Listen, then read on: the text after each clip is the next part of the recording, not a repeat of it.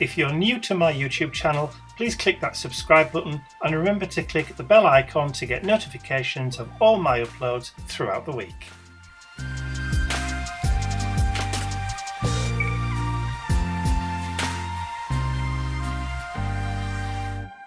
Hi everyone, it's Mike here. It's May already. What happened to April? 1 minute it was the beginning, next minute we're already almost a week into May. The year is going so quickly. Anyway, as it's the start of a new month, it's also the start of a brand new mission over on our Mission Inspiration Facebook challenge group. Now, if you want to join us, then all you have to do is just to look at the link that's on screen and in the description area below this video. So for my project this month, there was a little bit of a camera malfunction as I was filming towards the end, where I lost the last couple of steps in the process of creating the art journal page, but I did manage to see it just before I got to the end. So what I'll do is I will show you what I've created using the prompts for the month of May, and then I'll join with you again back at the end. So once again, for a new mission, I'm starting a brand new page in my Mission Inspiration 8x8 art journal, and this is a piece of 300 GSM or £140 watercolour cardstock, and this is hot pressed, so it's nice and smooth. There's not a lot of texture on this one. So we're going to start off, let's put that journal to one side because I'm not going to need it until it's time to put the page back in again. So let's have a look at the first step then. So we're going to do add texture paste with a spatula. Now for a change, I'm actually going to mix up some of these steps, combine a couple and do a couple of steps out of order, which is fine. These missions are there for inspiration only, hence the name. So you can take whatever you want from it. You don't have to follow all 8 steps. You don't have to use the colour scheme. You don't have to use any of the words. You can use all or some of the steps. It's entirely up to you. I like to try and combine most of them when I can, when it's easy. Sometimes it's better just to do a couple the other way around, now and again. And that's what I'm going to do today. I'm going to combine a couple and I'm going to do a couple the opposite way around. But I'll tell you which ones I'm doing in the wrong order when we get to doing it. So to start off with then, step number 1, I'm going to add texture paste with a spatula. Okay, so spatula, texture paste. What I do now, or what you do now, is entirely up to you. So for me, I'm going to use a stencil. So I have this Tim Holtz layering stencil from Stampers Anonymous, and this one's called Wildflower. And as you can see, it's brand new and totally unused. I've had it for a little while, I just haven't got round to using it. So I'm going to grab some of my heavy carvable modelling paste. As you can see, I've had this for quite some time now, and it's coming to the point where it's actually outlived its usefulness, because it's started to go really thick and really gloopy. So texture paste through the stencil. So I'm just going to smooth it through. And I'm not particularly bothered about getting a total even coverage, as long as I've got the majority, and I'm going to leave it thick as well. I'm not going to scrape it right the way back again because I want some depth and dimension through this stencil, particularly at the top. Okay, so that's number 1. So I'm going to just carefully peel that off to reveal that. I'm going to do this in 2 stages because I want to do it twice, like so.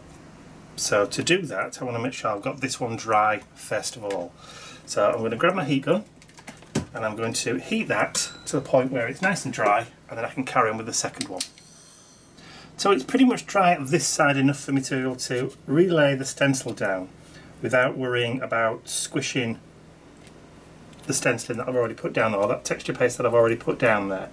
So I'm just going to grab a little bit more and I'm going to do exactly the same thing again and just go through with that texture paste. Just smooth it through.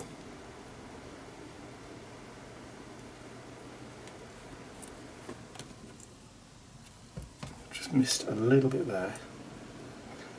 And a little bit up the top. And just a tiny bit down there at the bottom. And I think that's everything. So off it comes. Perfect. So I can now go and wash my spatula, wash the stencil, leave that to dry, and I'll be right back.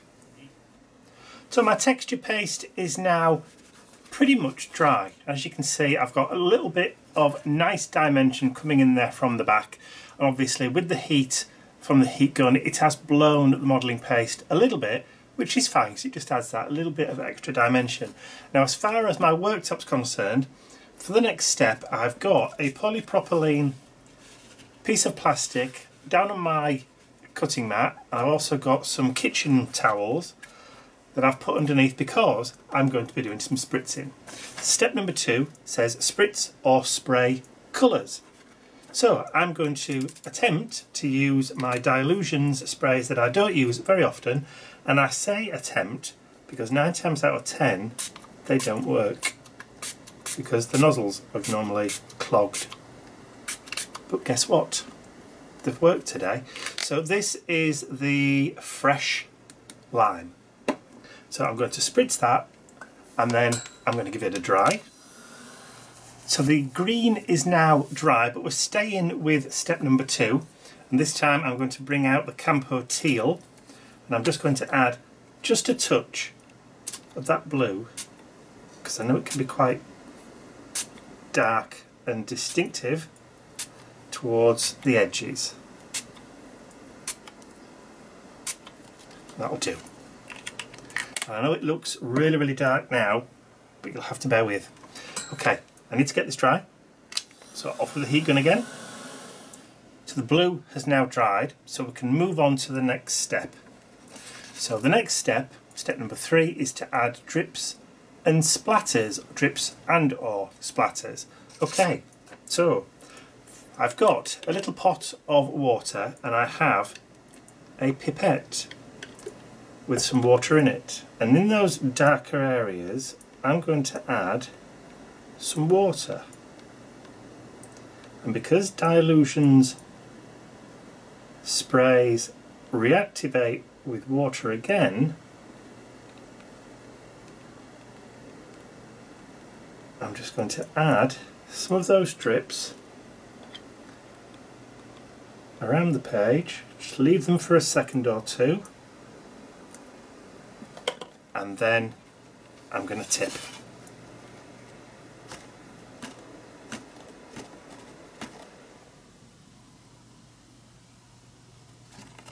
And I'm just going to soak up the excess water down at the bottom and then have a look.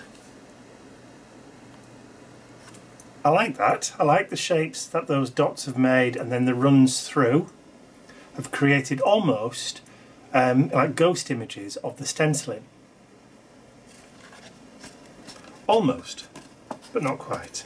So I need to get this dry. So once again, I'm just going to give it a quick blast and then I'll be right back. Okay, so everything is now dry and cooled down. So it's time to look at the next steps. Okay, so we've got step number 4, add natural texture or fibres. Okay, I want to do that. I want to add 1 or more focal images. Well, I'm going to combine the natural texture and fibres as my focal images, but I also want to include the book text paper shapes. So I'm going to do steps 4 and 5 and 7 all in one go. And then after that, I'm going to do step number 6. So to do that, I've got a couple of pages of old book text. I've got some all natural, I want to say jute twine or string, but I actually think it's hemp, all natural. So, and I want 3. So I have 2 pages, but I don't want to go mad. So what I'm going to do is I'm going to fold them in half and I'm going to cut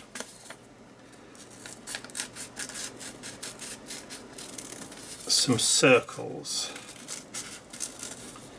And like I said, I only want 3, and I don't mind them being irregular shaped sizes, not perfect, otherwise I would have used a paper punch.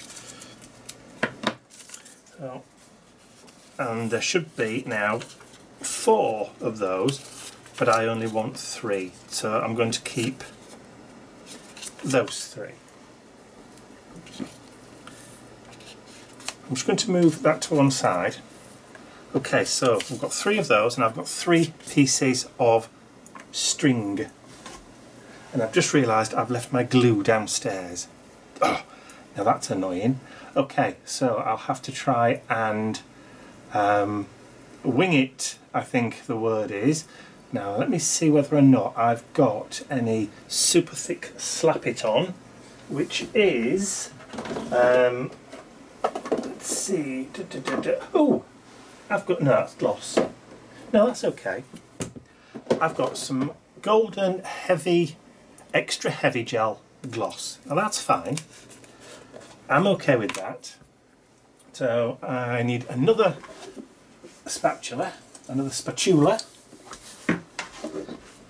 what I'm going to do is I'm going to take some of that gel medium, and I'm just going to spatula, I can't even say the word now, spatula some onto, and then take the string, one piece of string, I'm going to start in the middle, and I'm going to try and wind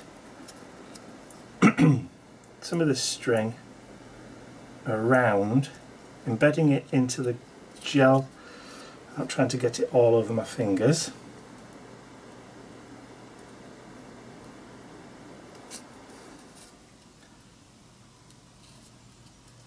Okay, keep going. And bearing in mind this gloss gel medium will go completely clear when it's dry. And I'm going to leave a tail just hanging down like that. Cool.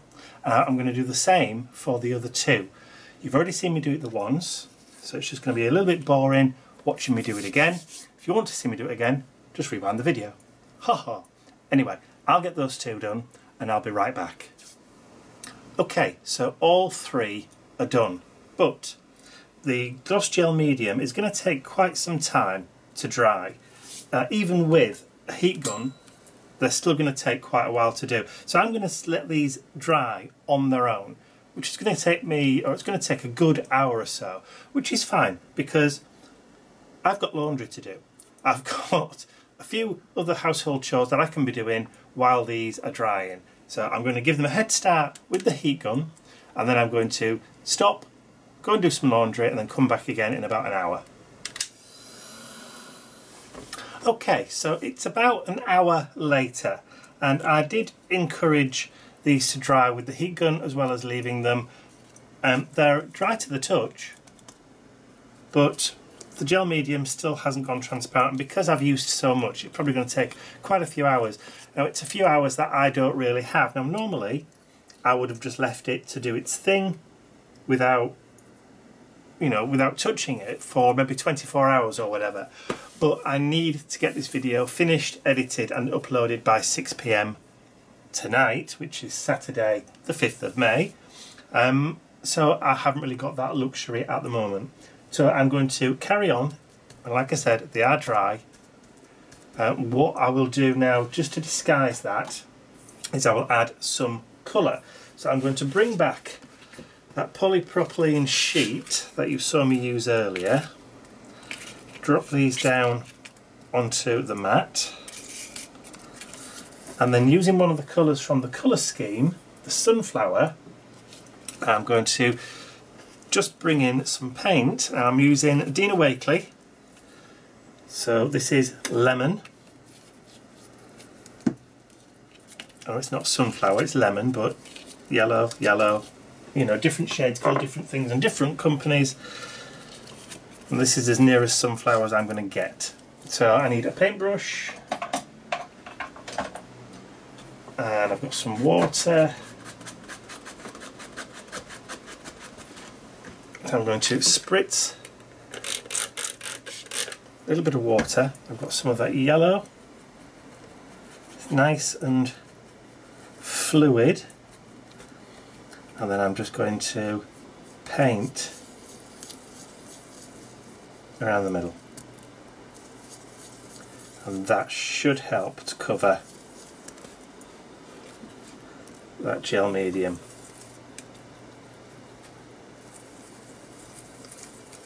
Don't want to cover it completely, I want some of that texture to show through. This should just soak in because it's acrylic. All the way around into that book text.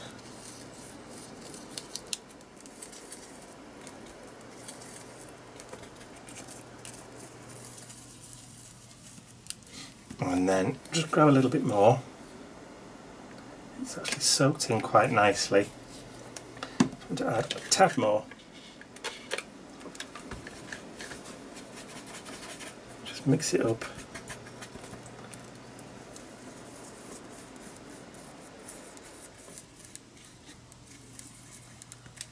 That's more like it. A little bit happier with that because that gel medium is a gloss. Obviously it's going to create a little bit of a resist, but I'm not too bothered about that because I know it will disappear in the end. And if I just use the paint neat without any water, just in the middles, fan it out a little bit, that probably will work just a little bit better. There we go. I'm happy with that. Like I said, I'm not being too pedantic with it. So let's get them dry. It shouldn't take too long, and then we can move on to the next bit.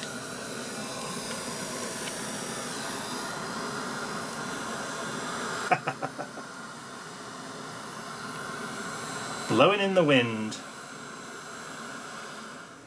Okay, so they're all pretty much dry now to be able to stick down onto my art journal page.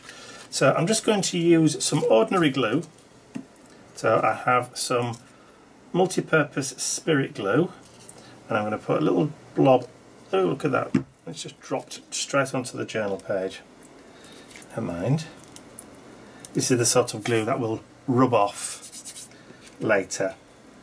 So I'll put that out there, and then put some of that on the back, and then there we go. It's going to cover anyway. Let's put another little tiny blob down there so that meets with that one. Just twist it slightly just to give it a bit of a curve. There we go. And then add another dollop. That's an actual word. Dollop. And then stick that one down like so. And then I can add just a little blob just there. Add a little bit of a curve to it.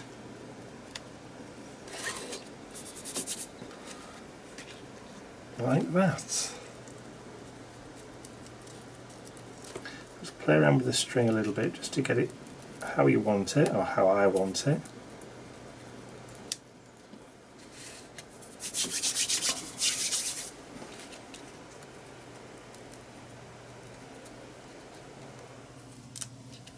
Okay, so I've got some of that book text still, so I'm just going to cut out a couple of very basic kind of leaf shapes, just two.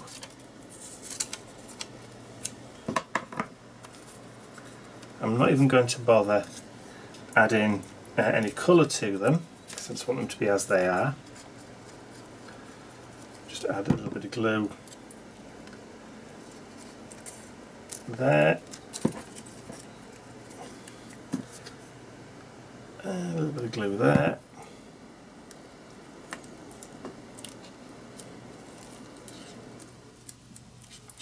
Just lift that up actually.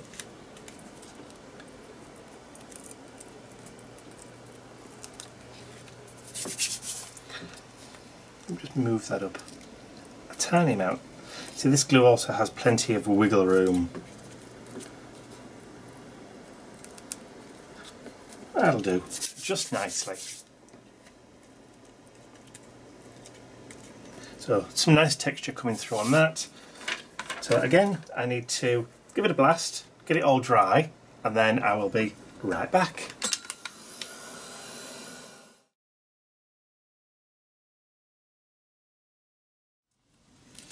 So I've just looked up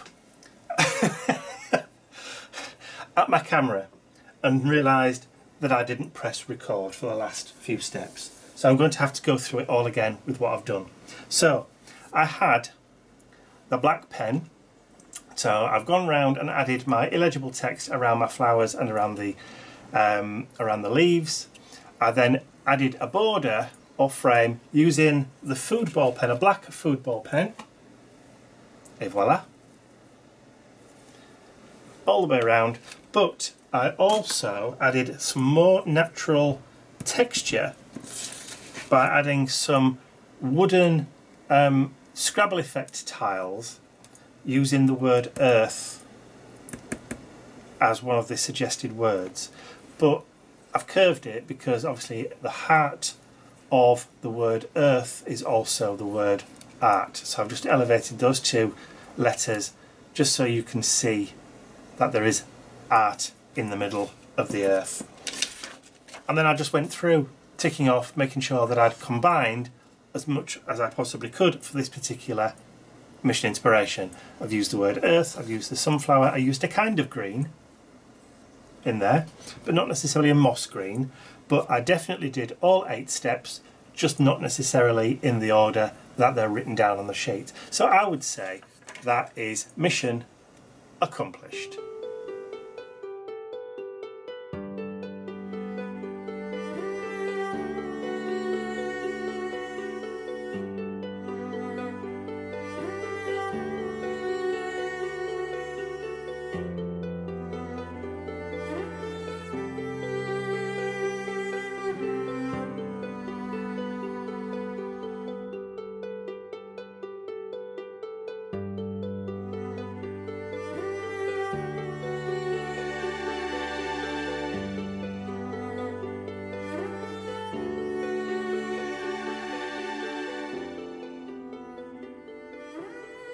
So as you could see there, I just lost those last 2 steps at the end, but all very self-explanatory. It was just a question of adding the border and sticking on those Scrabble tiles. I hope you did enjoy watching the process, or 90% of it at least. If you did, please remember to give it a thumbs up, share the video with your friends, and if you haven't subscribed to my YouTube channel already, you can do so by clicking the button at the end of the video. But if you also want to join us on our Facebook group, then the link is on screen and in the description area below this video. That's all from me for now. I will see you all again very, very soon. Bye for now.